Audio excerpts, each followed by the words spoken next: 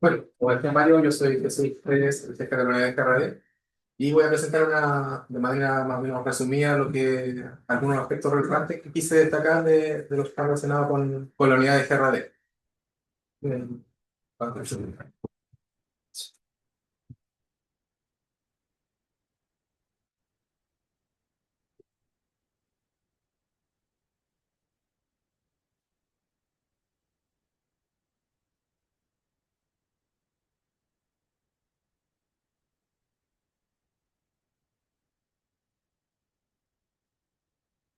entonces, lo principal, la pregunta que se viene es, ¿qué son los GRD?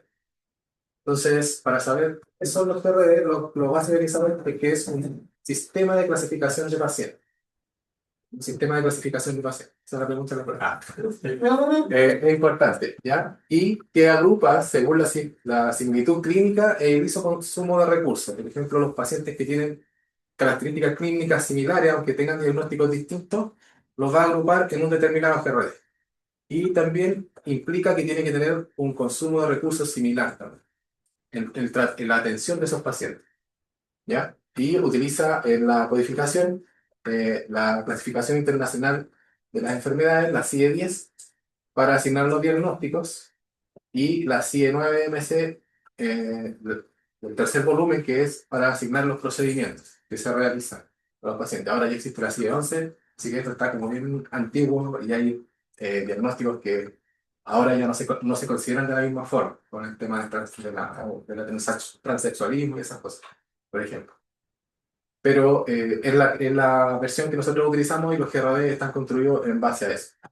GRD empieza acá en Chile, empiezan a hacerse primero unos pilotos, año 2006, 2009, qué sé yo, pero empieza a implementarse de forma masiva en los hospitales autogestionados principalmente del país desde el año 2010.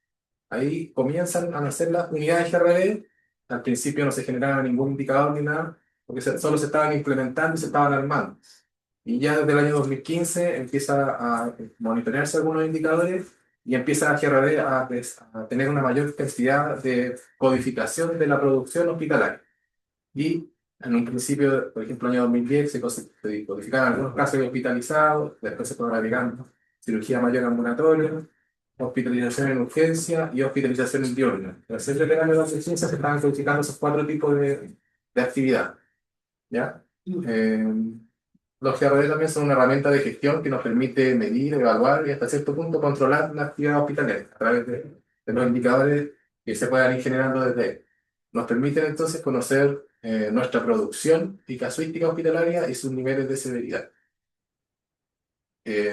Gestionar y planificar mejor los recursos para responder a la demanda, la construcción de indicadores de calidad, integración de la gestión clínica y financiera, como aspectos como dijimos de arriba, de las características clínicas para asignar un GRD y del consumo de recursos. Están ahí los aspectos clínicos y los aspectos financieros fusionados en un GRD. Es un aporte a la investigación también y a respuesta de muchas veces que piden por ley de transparencia, por eso.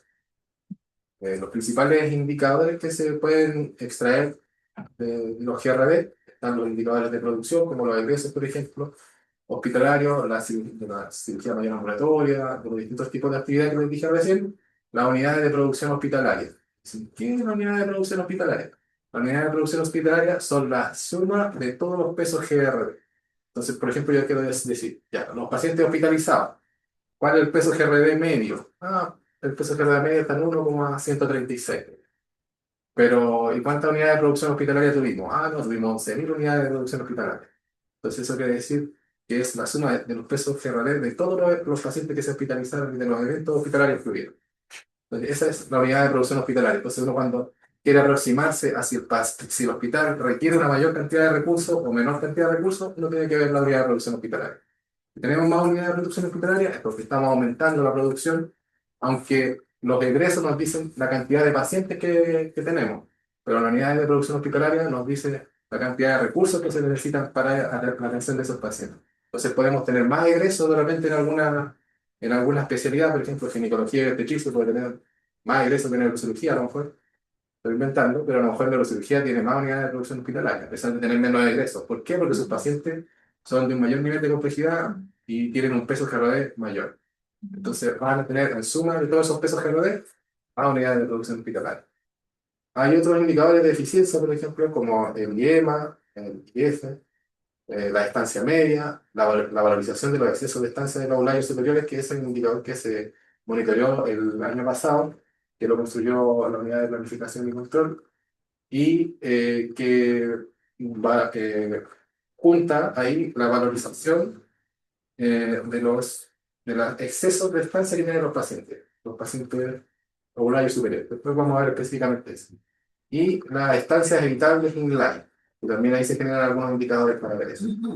Hay indicadores de calidad, por ejemplo, como las estancias prequirúrgicas, si un paciente, como que hemos estado viendo, producto de la crisis que ha estado ocurriendo desde el año pasado en el hospital, que se han aumentado los ovularios superiores desde el segundo semestre del año pasado.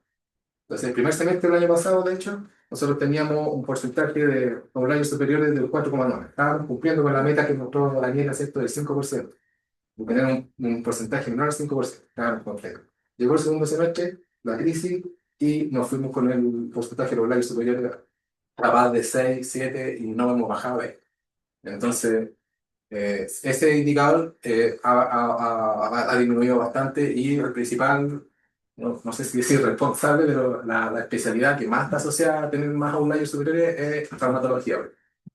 Que dentro de los pacientes quirúrgicos, en cuanto a la prioridad clínica para operarlos también, siempre traumatología va a estar al final, porque son críticos, son de urgencia, pero no son tan de urgencia como una complicación, por ejemplo, del sistema digestivo, una apendicitis, una colecistitis aguda, una fractura del cráneo, o una hemorragia subaracnoidea. Entonces siempre van a ir quedando al final, rezagados.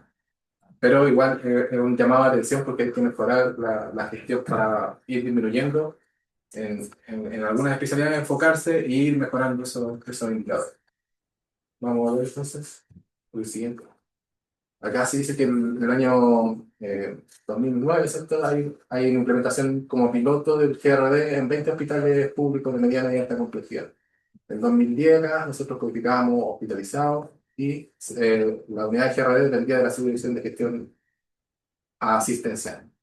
En el 2015 se codifican los cuatro tipos de actividad. En 2020 ya comienza GRD recién a hacer un mecanismo de pago acá y su dependencia se traspasó desde la Subdirección de Gestión Asistencial a una nueva unidad que se creó, que fue la Unidad de Gestión de Ingresos Clínicos, que dependía a su vez de la Subdirección Administrativa, porque dijeron, esto tiene que ver con la plata, vamos a pasarlo a esa otra subdirección. Entonces, después del 2024 se dieron cuenta que esta unidad se disolvió y finalmente GRD volvió a depender de la Subdirección de Gestión Asistencial. De hecho, los profesionales que hacen la codificación de los pacientes son todos profesionales del área clínica. Son enfermeras, kinesiólogos, matronas, con audiólogos. En este momento, eso es lo que tenemos. Yo soy kinesiólogo en este caso. Y estamos ahora desde el abril del 2024, dependiendo de la Subdirección de Gestión Asistencial también.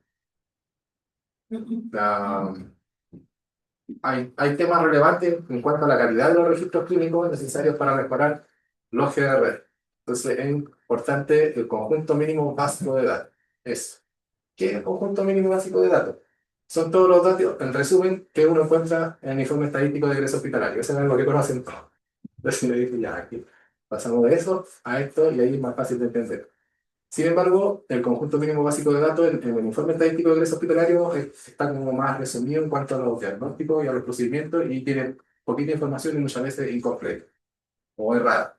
Entonces, nosotros se realiza la lectura de la ficha clínica, se revisan los protocolos operatorios, las hojas DAO, para ir juntando la información y que cada codificador pueda ir viendo qué es lo que pasó realmente con ese paciente para ir después asignando los diagnósticos, los procedimientos y los otros datos administrativos que se necesitan para completar este conjunto mínimo básico de datos. Entonces, es importante, por ejemplo, la parte médica, los diagnósticos precisos para identificar los niveles de severidad y riesgo de mortalidad. Un adecuado registro de las epicrisis, de los certificados de defunción, que muchas veces no están muy bien confeccionados los certificados de defunción, ya que los certificados de defunción, si ustedes los han visto, tienen un A, B, C. Entonces se entiende que el A es la causa inmediata de la muerte, el B es lo que causa esa causa inmediata y el C lo que causa el B. Entonces, en el fondo, siempre la causa de muerte del paciente va a ser el C. El diagnóstico se pone más abajo. Y muchas veces no hay una relación. Si uno ve un certificado de producción, a veces no están bien relacionados. Entonces, uno tiene que entrar a mirar la epicrisis, a mirar otros registros clínicos y decir, a ver, esto por acá me da más sentido, ¿no? Este paciente no, cáncer de la oreja, por ejemplo, no le va a producir una muerte, porque el paciente dice insuficiencia respiratoria, la causa inmediata. En el B, a lo mejor le pusieron cáncer de oreja y en el C le pusieron hipertensión, pero dice, esto no tiene relación. Entonces uno tiene que entrar, por eso es importante que sea un clínico el que codifica, porque uno tiene que analizar si está bien hecho también esto. Entonces es como una forma de ir haciendo un control de calidad. Y ahí uno, al juntar toda la información que uno revisa en la ficha clínica, eh, podemos determinar cuál es el diagnóstico principal y por qué es el paciente, finalmente. Entonces es importante esa parte, específicamente los médicos son responsables, pero muchas veces no lo hacen bien. El informe estadístico de ingresos hospitalarios y los registros de los profesionales responsables que tampoco están de repente registrados en alguna especialidad, los nombres de los médicos. Por ejemplo, ponen doctor Pérez, doctor González. Uno no va a saber cuál fue, son muchos. Entonces es importante, hay otras especialidades que están bien identificadas los médicos, por lo menos tienen el primer nombre, los dos apellidos, o ponen en el book también, y tienen una identificación más clara en la PTC, para nosotros eso es mucho más fácil para poder rescatar la información. La completitud de la documentación es importante y la oportunidad y la disponibilidad de la ficha clínica también es importante para nosotros para poder hacer una buena codificación. Muchas veces las fichas clínicas, que RD como mecanismo de pago, todos los 15, hoy día 15, entonces hoy día FONASA hace un cierre. Y hoy día a las 4 de la tarde ellos descargan lo que haya en la base de datos, porque RD codifica en una herramienta ahora que se llama TeamCoder. Y esa es una herramienta que pone el ministerio que está a nivel nacional en una página web. Entonces yo me puedo meter a través del celular a la página web y codificar. Entonces, esa información, como está en línea, FONASA todos los 15 la descarga al finalizar el día. Descarga la información y en base a lo que hay ahí, ellos realizan los pagos. Entonces, si la ficha clínica no llegó, no fue leída por el GRD, no fue codificada, no se le va a considerar al hospital para el pago a través del GRD. Sin embargo, existen unos procesos de reliquidación. Para los primeros 2 meses, que se pagan en abril, enero, febrero, la reliquidación se paga al cierre del 15 de abril, se paga esa reliquidación de esos casos. Al cierre del 15 de julio, se paga marzo, abril y mayo, que fueron los rezagados que quedaron, ¿cierto? Más lo normal de junio. Y ahora, el 15 de octubre, que estamos hoy día, se pagan los rezagados de junio, julio y agosto, y más lo normal de septiembre. Después, en el cierre del 15 de diciembre, se paga los rezagados de agosto, septiembre, y lo normal de octubre, en noviembre, el 15 de noviembre. Y después, noviembre y diciembre, nos quedan con reliquidación. Entonces, eso, lo que no se logró codificar en FRD en esos meses, perdimos. No nos llegó la ficha, no llegaron los datos, no fue rescatado el FRD, perdimos el financiamiento. Por eso nosotros muchas veces los servicios clínicos estamos ahí cateteándolo, mándenos las fichas, nos deben esto, mándenos para que revelen, porque es importante, y sobre todo a final de año ya después no vamos a tener reliquidación, los últimos 2 meses del año. Entonces de repente hay servicios que no mandan la ficha, tampoco tenemos como un registro electrónico en algunos casos que en ginecología obstetricia de repente más fácil está en el experto, entonces podemos revisar la bilis y las evoluciones en el experto. Pero en otras especialidades no está. Y tiene que estar en la ficha en papel solamente la información. Entonces, si no accedemos a la ficha en papel, no podemos codificar esos casos. Eh, y que RD también, algo importante, el mecanismo de pago solo para los egresos del tipo de actividad hospitalización y cirugía mayor ambulatoria. Los otros tipos de actividad no se pagan vía GRD, la hospitalización de urgencia ni la hospitalización de urgencia. En otros vías de pago están los REM que ayudan a respaldar la producción por esas otras vías, pero no son financiados vía GRD. Es importante, por ejemplo, el tema de la unificación de criterios diagnósticos, los formatos de la epidisi, no utilizar abreviaturas para los diagnósticos. De repente nos llega mucho diagnóstico en ginecología y obstetricia, estado fetal no tranquilizador. ¿Qué diagnóstico es eso? No me dice nada. Nada. Entonces, no. sea, y uno revisando los datos, realmente, oh, mira, tiene bradicardia fetal durante el monitoreo fetal que se le realizó. Ah, una bradicardia, ya, le ponemos bradicardia. Pero bueno, el estado fetal no tranquilizado no me dice nada, no me explica nada del paciente. Pésimo, pésimo diagnóstico para poder identificar qué es lo que pasa con ese paciente, porque no es un diagnóstico, uno lo busca en la CIE no existe. Entonces hay que llevar a aterrizarlo a algo más concreto. ¿Qué es lo que no lo tranquiliza? Que tiene que tiene no sé qué, algo que tiene que no lo tranquiliza. Porque el que no se tranquila, el que no se tranquiliza será el doctor, será el feto, decimos nosotros, ¿quién es que no se tranquiliza con ese estado fetal? Sí. Entonces hay que, si tiene, no sé, sufrimiento fetal, póngale sufrimiento fetal. Si tiene bradicardia, póngale bradicardia. No tranquilizador no nos dice qué es hipoxia fetal, o sea, algo tiene que tener. Adecuado registro del sistema digital, por ejemplo, de los traslados y la generación de las cuentas corrientes. Muchas veces un paciente se traslada de un servicio a otro y le genera una nueva cuenta corriente. Y eso no corresponde, porque tiene que ser una sola cuenta corriente para todo el evento hospitalario, desde que ingresa de la urgencia hasta que egresa. Una vez que el médico indica la hospitalización del paciente, le tiene que generar una sola cuenta corriente. De repente hay dos, tres, cuatro cuentas corrientes con un mismo evento hospitalario.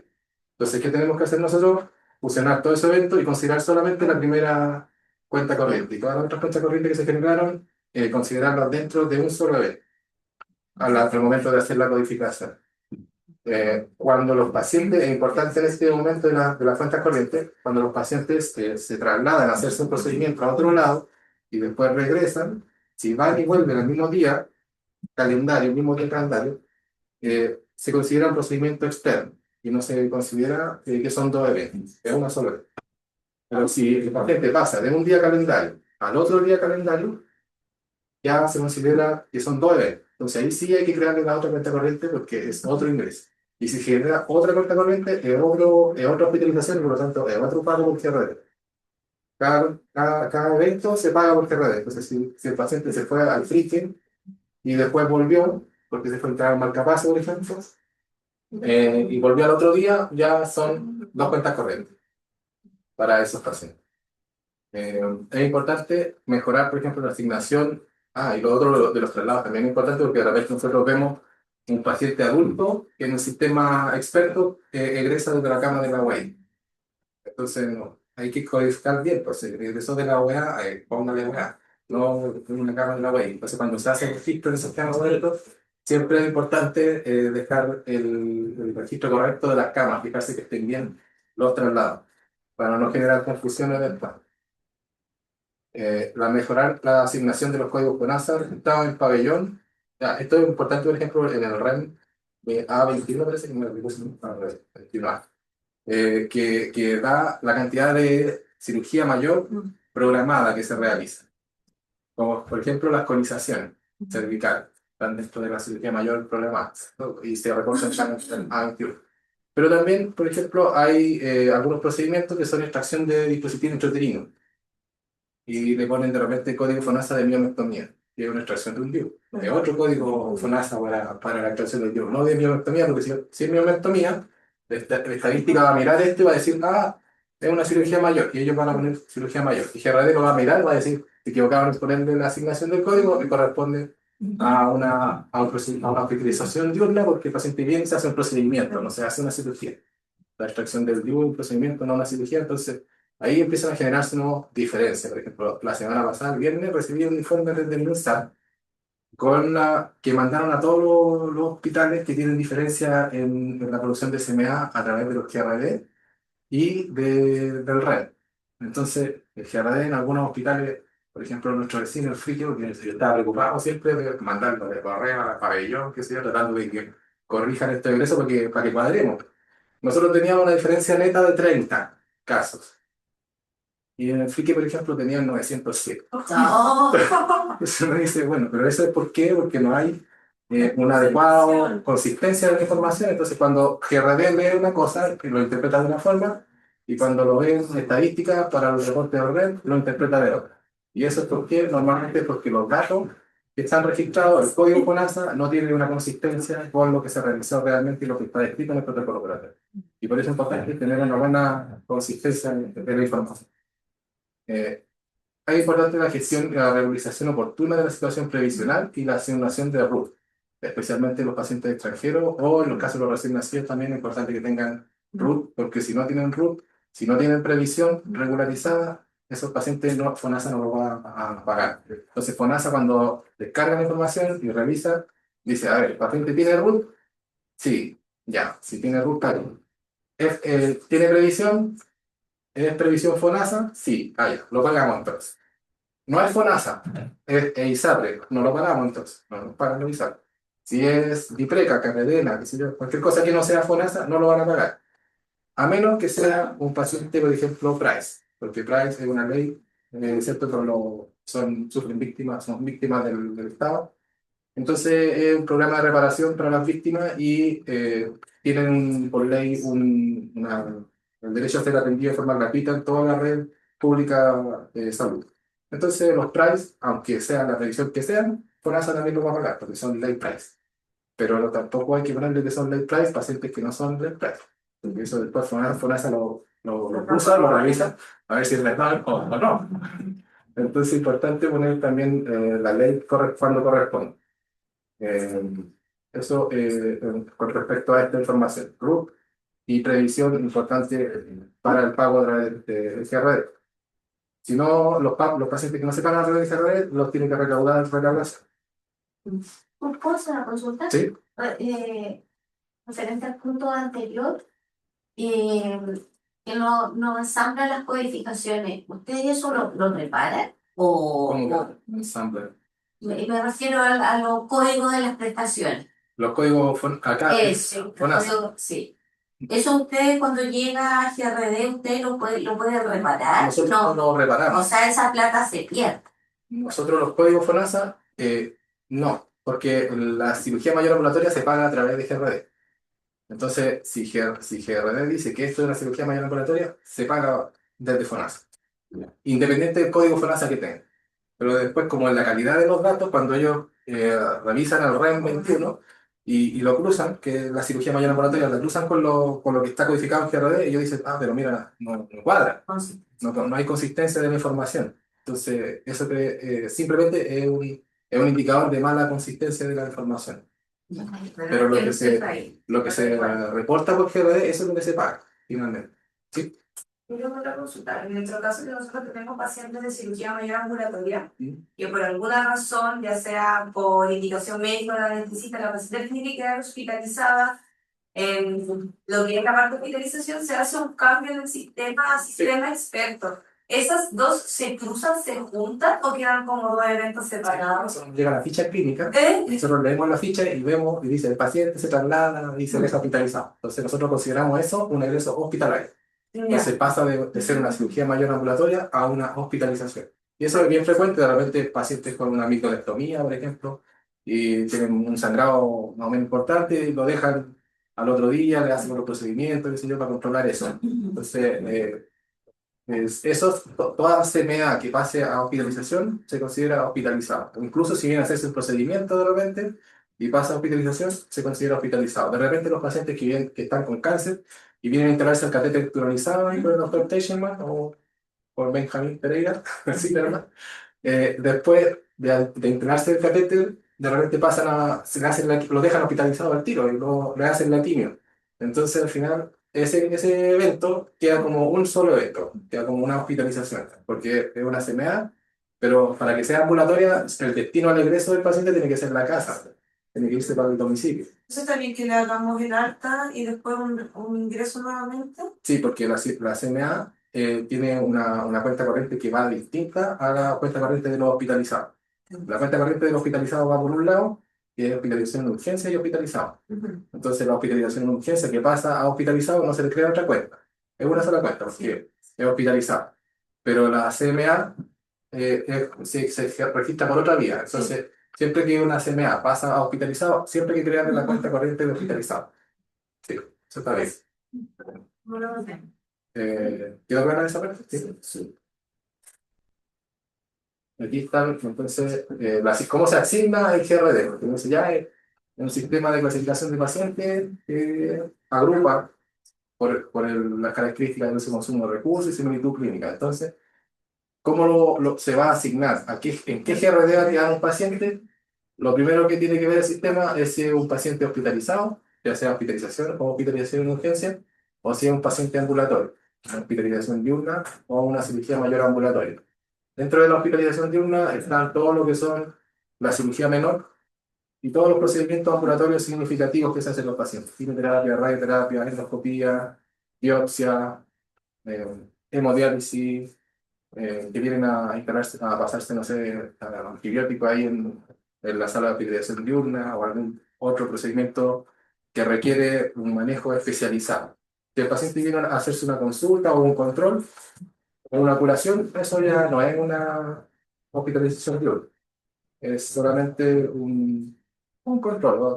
Es un- Pero cuando hay hospitalización diurna es un procedimiento significativo que se realiza a los pacientes. Entonces, el GRD, todo eso lo va a considerar ambulatorio, hospitalización diurna y cirugía mayor ambulatorio. Y eso, como la característica de ser ambulatorio, es que el destino del egreso tiene que ser que el paciente se va de alta al domicilio. Entonces, lo que me decían recién, si el paciente pasa a hospitalizarse después de la CMA, entonces no va a ser destino del egreso al domicilio. No está de alta el paciente, no es un paciente ambulatorio porque se hospitalizó. Entonces, es un paciente hospitalizado. Y por eso esa CMA o hospitalización diurna pasa a ser un hospitalizado con lo que estamos viendo acá. Entonces, es lo primero que va a ver el sistema. ¿Es hospitalizado o es ambulatorio? Para ver en qué GRD lo va a agrupar, en un GRD ambulatorio o en un GRD hospitalizado. Después, ¿es un recién nacido menor o igual a 7 días al ingreso? ¿Sí o no? Ya, entonces ahí lo van a asignar a un GRD específico para los recién nacidos. Tuvo parto, esa es la otra pregunta importante, ya sea transvaginal o cesárea. Entonces sí lo va a agrupar en un GRD de parto específico. Y no importa lo que haya para acabar, porque lo importante es que esto va así en progresión. O sea, no importa qué procedimiento tenga y qué diagnóstico tenga. Si hay parto, va a quedar en un GRD de parto, con todas las consecuencias que eso conlleva. Y después viene si tiene algún procedimiento significativo. Entonces, ahí va a quedar un GRD de procedimiento. Y por último, si no es recién nacido, no tiene parto, no tiene procedimiento significativo, por ejemplo, procedimientos significativos pueden ser toda la cirugía que se hacen en pabellón. Puede ser una ventilación mecánica invasiva, no invasiva, esos procedimientos de alto costo. Entonces, el GRD, como es un sistema de clasificación en base al consumo de recursos, busca el procedimiento que genera el mayor costo, el mayor gasto, y lo agrupa de acuerdo a ese procedimiento. Y después el diagnóstico principal, en el caso ya que ninguno de esos sea, el GRD lo va a agrupar por el diagnóstico principal que uno le asigna al caso. Por eso es importante ver por qué se hospitaliza el paciente y cuál es el diagnóstico principal. Que no sea ¿cómo se llama? Un estado fetal no tranquilizado, que sea algo más concreto, más específico. ¿Eh? Y ahí va a quedar un GRD médico. Entonces, cuando nosotros vamos a ver a los GRD, lo primero que va a tener un GRD va a tener una P o una M, que es porque un GRD de procedimiento o un GRD médico, y después va a decir H o A, que va a ser procedimiento ambulatorio o procedimiento hospitalizado. ¿Ya? Y después, por último, importante, el nivel de severidad está dado por los diagnósticos, tanto principal como secundario. En un paciente que está en la UCI, con ventilación mecánica invasiva, traqueostomía, esos son procedimientos, no son diagnósticos, entonces no me van a dar nivel de severidad. Me van a asignar el GRD, en qué GRD quedó, pero no, dentro de ese GRD hay 3 niveles de severidad: menor, moderado, mayor. No me dice eso en qué nivel de severidad quedó el paciente. Solamente me dicen qué GRD va a quedar. Pero una vez que ya se resuelve eso, los diagnósticos nos van a dar el nivel de severidad del paciente. Que en términos generales siempre se va a codificar lo agudo por sobre lo crónico, porque un paciente normalmente no se va a utilizar una patología crónica, a menos que sea algo programado, va a hacerse algo específico, pero normalmente viene por patología aguda. Entonces, por ejemplo, la importancia también de los registros clínicos es que nosotros podemos tener los POA, que significan Present on Admission, o sea, si la patología estaba presente o no al momento del ingreso. Y lo principal que a nosotros nos interesa es saber cuáles son POA no. Si es POA no, es porque se produjo durante la estancia hospitalaria. Y por eso acá nosotros podemos ver, por ejemplo, desde enero a septiembre del 2024 y del 2025, la cantidad de desgarro perineal de primer grado durante el parto, por ejemplo, desgarro perineal de segundo grado durante el parto, inercia uterina. inercia urinaria secundaria, que son patologías que ocurren normalmente cuando la paciente ya está hospitalizada. Porque no viene con una inercia uterina, a menos que tenía la guagua antes de llegar al hospital, pero normalmente ocurren durante la hospitalización. Y son, aquí igual es importante ver si amerita como un mayor análisis o no, porque son patologías de estas que estamos viendo aquí que es normal que vayan a ocurrir, o sea, no vamos a hacer tanto para que no ocurra. Ustedes saben más que yo de eso. Pero las guías, por ejemplo, se parecen aquí las guías, ahí ya uno dice, ah, ¿por qué se está infectando? Ahí ya es más importante. O las LTP, por ejemplo, O las los LTP, servicios clínicos. claro. En fracaso, estos son como los principales 10 que aparecen con POA en ginecología y obstetricia. Entonces, ahí estaban todas estos diagnósticos, la anemia, remoción de otro órgano, trabajo de parto y parto por anomalía, que se parece a la dieta vital. Y ahí no. Importante que nosotros, en febrero del 2023, asume el doctor Yuri Carvajal como médico asesor POA. Entonces, con él nosotros analizamos la mortalidad, los eventos adversos y los casos que tenemos dudas de la asignación del diagnóstico, del POA de los diagnósticos. De repente uno lee un caso y no queda claro si es intrahospitalario o no, si el paciente tenía la patología cuando ingresó o no. Entonces nosotros lo consultamos normalmente con él y a veces si sigue la duda, podemos consultarlo con las personas que atendieron al paciente o otros especialistas relacionados con lo que uno está viendo. Y también tenemos, por ejemplo, acá lo que te he hablado delante de los niveles de severidad. Estos son los GRD. Ese es su GRD. Entonces el GRD es 0, 9, 1, 50. Es el GRD base. Y ese GRD base es un GRD de procedimiento hospitalizado, en un paciente hospitalizado. Y ahí dice procedimiento sobre mama. Así se llama el GRD. Procedimiento sobre mama. Incluye varios diagnósticos, puede incluir, pero relacionados con procedimientos sobre mama. Y aquí están los niveles de severidad, que eso dijimos que iban a estar dados por los diagnósticos principales o secundarios principalmente, si que tienen patologías agudas que complican el cuadro actual. Entonces, ahí se puede ir viendo que si queda en un nivel de severidad menor, el peso es 0,99. Si es moderado, 1,02. Y si es mayor, queda en 1,6. Entonces ahí vemos que a medida que sube el nivel de severidad, normalmente también sube el peso GRD, que el paciente más complejo va a requerir mayor consumo de recursos. Lo mismo acá, enfermedades malignas de la mama, los distintos niveles de severidad. Vemos que aquí pesa 0,5, un nivel de severidad menor, 0,75 es moderado y 1,08 es mayor. Acá están los abortos y vemos que llegan a pesar, de hecho acá el mayor 1,6, menor 0,65 y moderada 0,92. Acá están las cesáreas, por ejemplo, y lo más que me ha pesado una cesárea en un nivel de severidad mayor, cuando hay complicaciones, etcétera, es 0,81. Y como vimos en delante, en lo que yo les decía, que los GRDs, si hay salto de cesárea, lo va a agrupar en eso, independiente de los otros procedimientos que tenga. Puede tener una paciente cesárea, por ejemplo, pueden haber hecho plasmaféresis, hemodiálisis, ventilación mecánica invasiva de más de 96 horas, que tuvo complicaciones múltiples, estaba en la UCI, que eso yo, y va a pesar 0,81. Y otro paciente de la UCI que no tuvo parto, por el solo hecho de no tener parto, va a pesar 5,6, teniendo el mismo código de procedimiento de la ventilación mecánica. Entonces, no sé, ¿por qué tanta diferencia? ¿Por qué? Porque tiene cesárea. O sea, en la cesárea va a quedar en el GRD de los partos, y de los partos por cesárea. Y en cierta medida, nosotros se puede decir que salimos para atrás con el pago de ese GRD. Entonces, como GRD supone un sistema que comparte el riesgo de la agrupación de los pacientes, en algunos GRD puede ser que se pague más y en otros puede ser que se pague menos. Pero como en términos generales los pacientes que tienen cesárea normalmente no van a tener tantas complicaciones, por eso no pesan tanto en general, porque es como una estadística. O sea, las que se van a la UCI con ventilación mecánica son muy pocos. Eso independiente del diagnóstico que le pongan los médicos, pueden llenarlo de diagnóstico, pero igual va a quedar como una cesárea. Y estamos viendo aquí que se agrupó por procedimientos. Entonces no es un M que se agrupa por diagnóstico. Este M se agrupa por diagnóstico principal. Y cuando es P, se agrupa por procedimiento. Y como vimos delante, primero va recién nacido menor de 7 días, después va parto, ya sea parto no vaginal o cesárea, se agrupa por parto, después se agrupa por procedimiento, y si no se agrupa por procedimiento, ahí se agrupa por diagnóstico. Entonces, agrupándose por diagnóstico, por procedimiento, no importa qué diagnóstico le pongan, va a quedar el procedimiento. Los diagnósticos sí van a importar para el nivel de severidad, menor, moderada o mayor.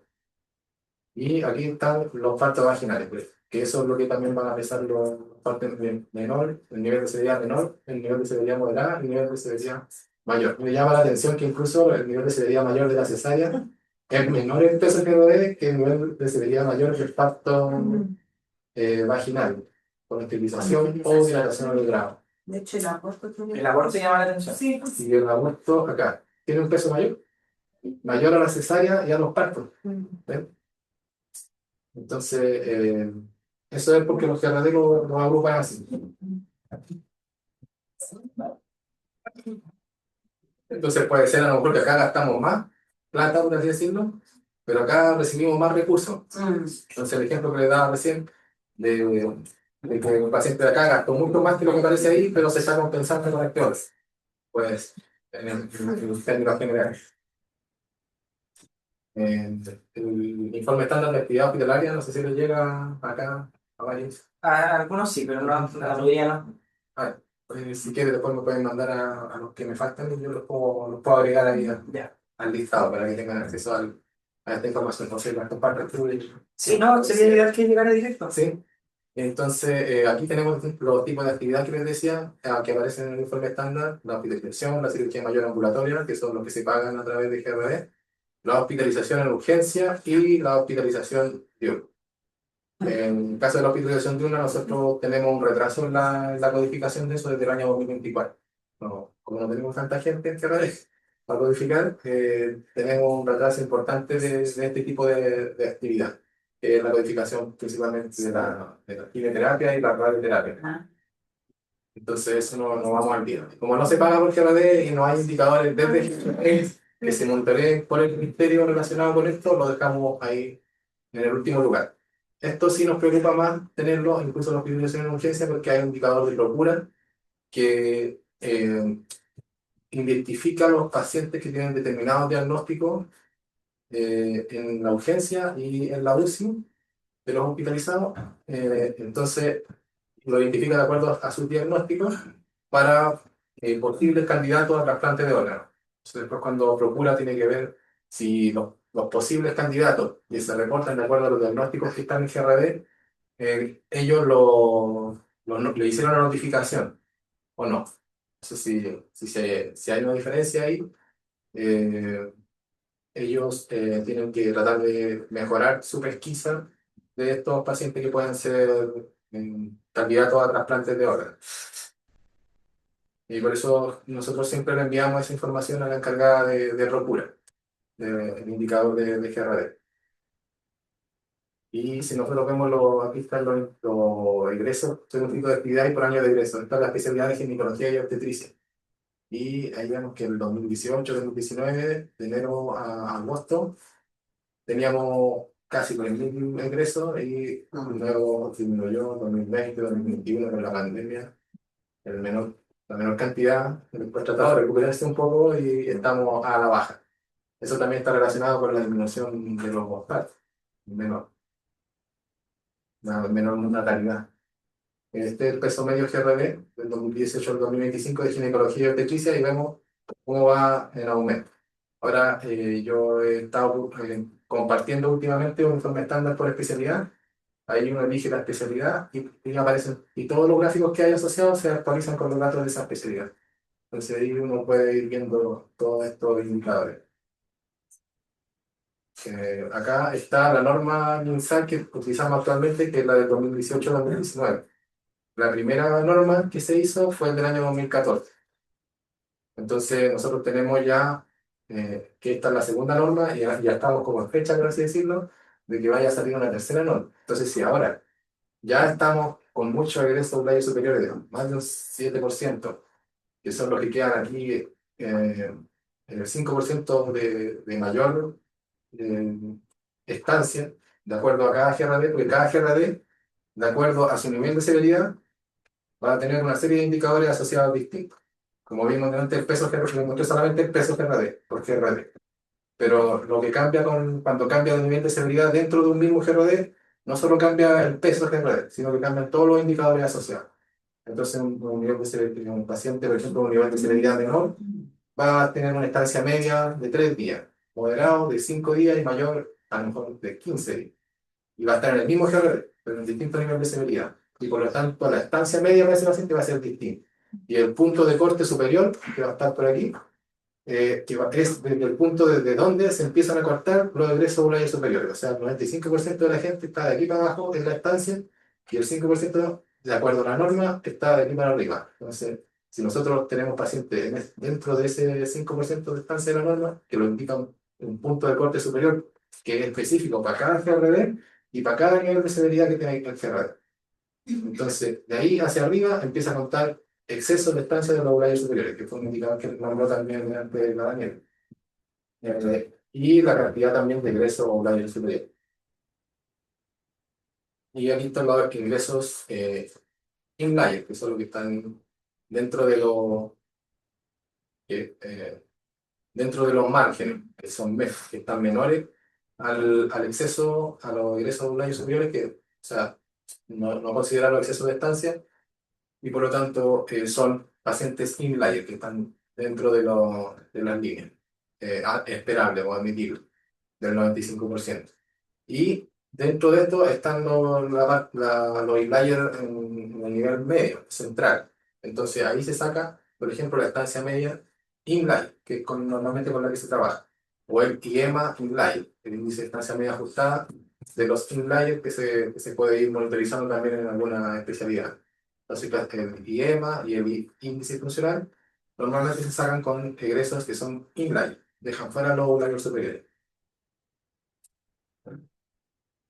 Vamos a la siguiente. Exceso de estancia de los ovularios superiores. Esto es ginecología y obstetricia también, desde el 2018 al 2025, de enero a agosto. Entonces, ahí vemos cómo ha ido disminuyendo con respecto a los excesos de estancias que había antes. Entonces, la eficiencia de ginecología y obstetricia ha mejorado, sin embargo, respecto al año pasado, estamos con más exceso de estancias. Pero estos 2 últimos años están mejores con respecto a eso, pero como los indicadores del balance y todo eso se hacen solamente mirando al año anterior, no miran más para atrás, estamos y aquí está la cantidad de egresos, porcentaje de egresos un año superior por año. Entonces vemos que la cantidad de egresos de este año es mayor. Tenemos más egresos un año superior, pero con un exceso de estancia que no es tan grande. Y antes solamente se monitoreaba por el mensal los egresos ovularios superiores. Pero ahora, además de los egresos ovularios superiores, le salió un nuevo indicador que es el exceso de estancia, que es este de acá. Entonces, también están interesados no solamente en saber cuántos egresos se quedan más tiempo de lo que deberían, sino que también están viendo cuántos días en exceso se están quedando. Y aquí en ambos tuvimos un alza. Este es la conducta de ginecología y obstetricia, pero si uno ve la del hospital en general, muestra la misma tendencia de un alza con respecto al año anterior. Los indicadores de GRD, por ejemplo, lo que les decía recién, el índice de funcionamiento, que compara la estancia media asociada a la casuística por la estancia media de la norma. Entonces, esa estancia media asociada a la casuística es la estancia media que tendría un hospital si hubiese tratado los casos de la norma con la estancia del hospital.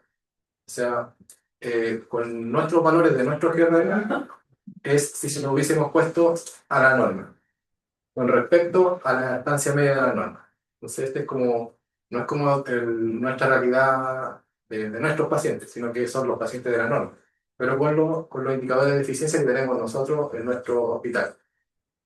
Y está el IEMA, índice de estancia media ajustada, que ve la estancia media del hospital, por la EMA, que es la estancia media ajustada por funcionamiento, que eso ve los egresos y GRD del hospital, comparado con el estándar. O sea, este ve nuestros pacientes y los compara con los valores del estándar. Entonces, este es más nuestro, por así decirlo, de nuestra eficiencia real. en suma, de todos nuestros pacientes. Y por eso siempre un valor menor a 1 indica que el hospital es más eficiente que la norma, tanto del IEMA o del IEF. Y vamos a ver cómo está la ginecología y obstetricia.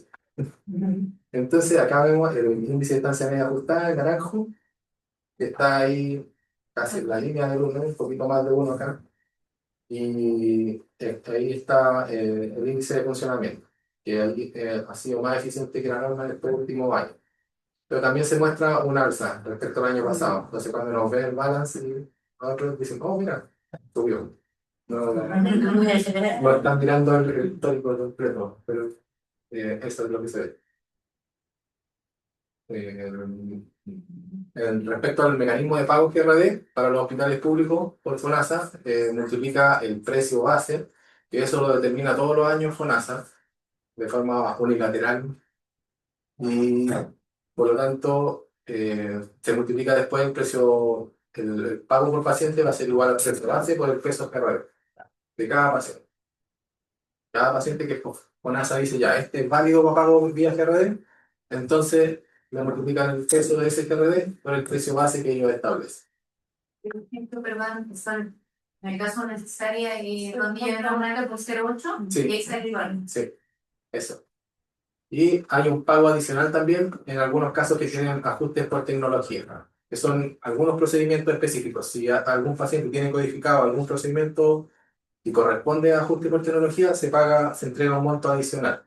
Por ejemplo, la embolización con COIL de los aneurismas cerebrales tiene un código de procedimiento de ajuste por tecnología y pagan un poco más de 4 millones y algo por adicional a lo que se paga por el peso GRD y el peso base. Entonces, ese ajuste por tecnología es un pago adicional para algunos pacientes que tienen un procedimiento que si uno multiplica el precio base por el peso GRD, no alcanza para pagar esos pacientes. Entonces, como no alcanza, se le genera este código, este pago por los ajustes por tecnología que se llama.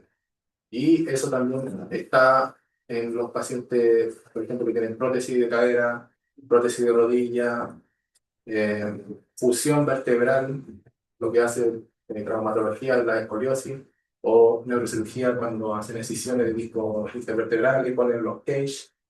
Esos corresponden a pagos por ajuste por tecnología y se paga un monto adicional. Y en el caso también de los pacientes, por ejemplo, que de otorrino, los que ponen los implantes cocleares porque tienen problemas de audición, entonces esos pacientes, si es un implante coclear que en un menor de 4 años, se paga también a través de GRD, que los mayores de 4 años se paga por ley de Cartesor. Entonces también tienen un ajuste por tecnología. Y ese ajuste por tecnología es de más de 20 millones de pesos, porque como son aparatos caros, se van a bien, por así decirlo, pero es harto lo que se gasta en realidad. Es para compensar eso. Entonces nosotros tenemos que hasta agosto tenemos una transferencia respaldada a través de la producción de GND de 40.546.488. Este 40.546 millones. Bueno, que están. Claro, vamos a ir en el pago a través de GRD, que corresponde solo a CMA y Cirugía Mayor Ambulatoria, que ha sido validada para pago por FONASA. Y el acuerdo de programación que se hizo a principio de año, todos los años se hace la ley de presupuesto. En la ley de presupuesto se determina el presupuesto del año siguiente. Y con esa ley de presupuesto se determina cuánto se le va a entregar a todos los servicios de salud y a todos los hospitales.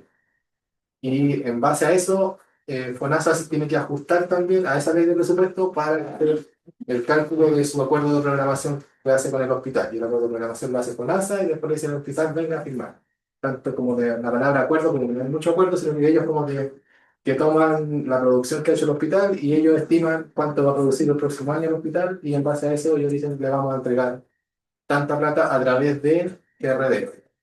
Le vamos a entregar tanta plata a través de REM, tanto a través de distintos programas que hay por los cuales se financia el hospital.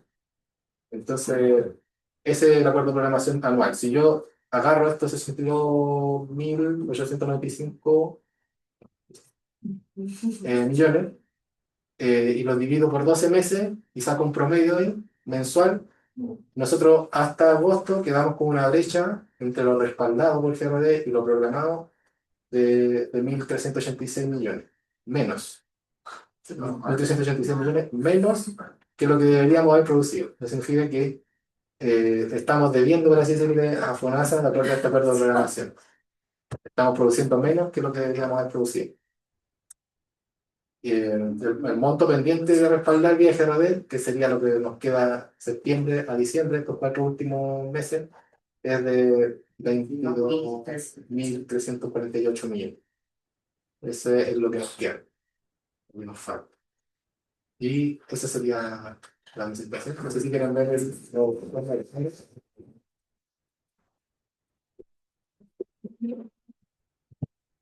Perfecto.